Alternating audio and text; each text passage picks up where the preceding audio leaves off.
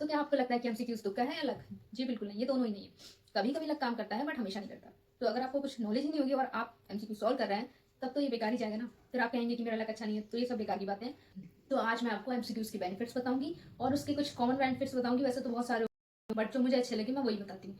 तो पहला बेनिफिट है एक्टिव रिकॉल। तो एक्टिव रिकॉल में क्या होता है कि जब आप एमसीक्यूज को सॉल्व करते हैं, आप 4 ऑप्शंस को देखते हैं और आपको ये एक ऑप्शन चूज कर लेते हैं अकॉर्डिंग टू क्वेश्चन। अब अकॉर्डिंग टू क्वेश्चन आपने एक आंसर को चूज कर लिया और मान लीजिए वो आपका गलत हो गया, तो आपके अंदर जिज्ञासा हुई कि भाई ये गलत क्यों हो गया। अगर आपने पढ़ा है तो आपको पता होगा गलत क्यों हो गया, लेकिन अगर आपने पढ़ा ही नहीं है तो आप सोचेंगे कि इसका सही आंसर कौन सा है। फिर आप उसको सर्च करेंगे, फिर आप चारों ऑप्शंस को परखेंगे, असेस करेंगे, और वही जो आप परखेंगे उसको आपका जो ब्रेन है ऑब्जर्व कर लेगा, गेन कर लेगा कि हाँ इसका जो अकॉर्डिंग टू क्वेश्चन आंसर इसका ये सही है, मैंने उसका क्यों गलत किया था वो आपको पता भी चल जाएगा। यही होता है आपका एक्टिव रिकॉल। अब एक्टिव रिकॉल का एक बेस्ट एग्जाम्पल मैं आपको देती हूँ।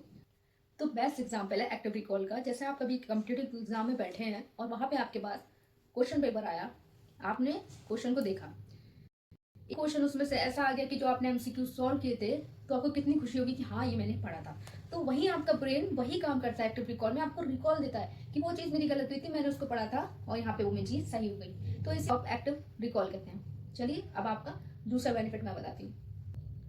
तो आपका दूसरा बेनिफिट है एलिमिनेशन स्किल्स। तो आप लोगों ने सुना ही होगा, जिसमें आप क्या करते हैं कि अगर आपको कोई क्वेश्चन आता है उसमें से 4 ऑप्शंस में से 2 ऑप्शंस आपको पता है कि हाँ ये इसकी नहीं हो सकते, ये तो दूसरे क्वेश्चन के हैं, तो आप उसको एलिमिनेट कर देंगे, साइड में रख देंगे। अब बचे 2 ऑप्शन, उसमें से आप एक को उनको अच्छे से देखेंगे कि क्या हाँ मैंने ये पढ़ा था, शायद इसका ये हो सकता है, या इसका जो है इसका कुछ और मीनिंग निकल रहा है, तो उसमें से आपका सही आपको ऑब्जर्व हो जाएगा और वहां आप वो सही कर देंगे। या कह ले कि आपने ऑप्शंस को एलिमिनेट कर दिया, वहां से निकाल दिया, आपको सही उत्तर पता चल गया। इसी को आप एलिमिनेशन स्किल्स कहते हैं। इसका बेस्ट एग्जांपल मैं आपको देती हूँ। आप कहीं स्टोर में जाते हैं तो आप क्या करेंगे, आप किचन का सामान लेने गए हैं या मान लीजिए अदर सामान लेने गए हैं, तो किचन का सामान के साथ वहाँ पे बहुत सारी चीजें एसेसरीज रखी होंगी, तो आप वही चीज तो लेंगे जो आपको पता है कि हाँ यही चीज यूज होंगी। वो चीज तो नहीं लेंगे जो अननेसेसरी है, नेसेसरी चीज लेंगे ना, जो उसके लिए लाभदायक होंगी या वहाँ पे यूज होंगी। तो बस यही होता है एलिमिनेशन स्किल्स। तो आपका तीसरा एक बहुत ही इंपॉर्टेंट कह लीजिए most important thing, time management. एक तो एमसीक्यूज में क्या होता है, आपको सबसे अच्छी चीज आती है, आपका टाइम मैनेज करना आता है कि मुझे ये क्वेश्चन इतने टाइम में करना है। मान लीजिए 1 मिनट या 15 सेकंड में मुझे ये क्वेश्चन को सॉल्व करना है, तो इससे क्या होगा, आपका एग्जाम में बैठेंगे तो वहां पे आपका कुछ छूटेगा नहीं। सबसे अच्छी चीज है ये। मैं अपना एक एक्सपीरियंस शेयर करती हूँ, जो मेरा लास्ट का जो बेनिफिट है वो मुझे बहुत अच्छा लगा। मतलब मैंने पर्सनली उसका एक्सपीरियंस किया है, इसलिए मैं आपसे शेयर कर रही हूँ।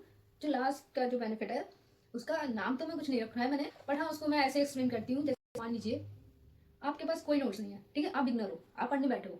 अब आपने सोचा चलिए एमसीक्यूज ही उसी से मेरा हो जाएगा। तो उससे क्या हो रहा है, पहला बेनिफिट हो रहा है एमसीक्यू से, आपका सिलेबस तैयार हो रहा है। और सिलेबस क्या तैयार हो रहा है, रोड लर्निंग नहीं तैयार हो रही है। जैसे बच्चा होता है रोड लर्निंग होता है, बस ढेर सारा सिलेबस होता है।